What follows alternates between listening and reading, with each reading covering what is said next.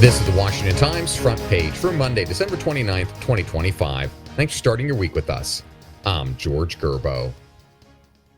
President Trump and Ukrainian President Volodymyr Zelensky believe a peace agreement to end the war between Russia and Ukraine is close, but warn several thorny issues remain. Jeff Murdoch reports the two leaders expressed optimism after a nearly 3-hour meeting at Trump's Mar-a-Lago home in Florida. Despite the hopeful tone, both men emphasized negotiations were complex and neither would put a firm timeline on when a deal could be reached. Trump acknowledged the fate of the eastern Donbas region remains a tricky issue to solve. Russian President Vladimir Putin has demanded the entire Donbas, including areas that Russia's army does not now control. Zelensky has been steadfast in his insistence he will not give up any territory as part of a peace deal. Congress has not passed any spending bill since the government shutdown ended, and lawmakers won't have much time to act when they return to Capitol Hill in January. The shutdown-ending deal included full-year funding for 3 of the 12 annual spending bills, but Lindsay McPherson reports the remaining 9 are on stopgap funding that expires January 30th.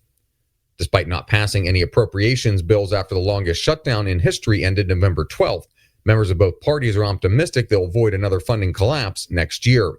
Delaware Democratic Senator Chris Coons predicted it's going to take every minute before the deadline for Congress to pass the remaining bills. The Army is moving toward adopting a revolutionary warfare communications system by engaging in futuristic field testing with private companies. Our John Seward was recently given an exclusive look inside the prototyping of the next-generation command and control system during tests by the Army's 4th Infantry Division in Colorado. The goal for the system, which is being built with inputs and designs from nearly a dozen advanced defense technology companies, is to consolidate and make all available data on a given battlefield instantly available to commanders. A broader wave of attempted political comebacks is forming in states such as Texas, Virginia, and Florida, where once rejected members of Congress are betting that voters want them to return. Seth MacLachlan reports this year's contenders are making it clear they believe they still have something to give. Some have cast themselves as political martyrs, blaming their past defeats on political smears, establishment attacks, or party infighting. One of them, Texas Republican Steve Stockman, was convicted of 23 counts of fraud in 2018. He's filed paperwork to run in the newly redrawn 9th Congressional District in the suburbs of Houston.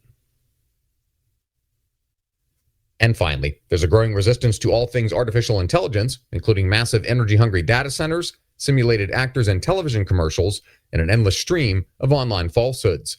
Susan Ferricchio reports the takeover of AI-generated material has advanced so quickly that Merriam-Webster has picked slop as its word of the year, defining it as digital content of low quality that is produced usually in quantity by means of artificial intelligence.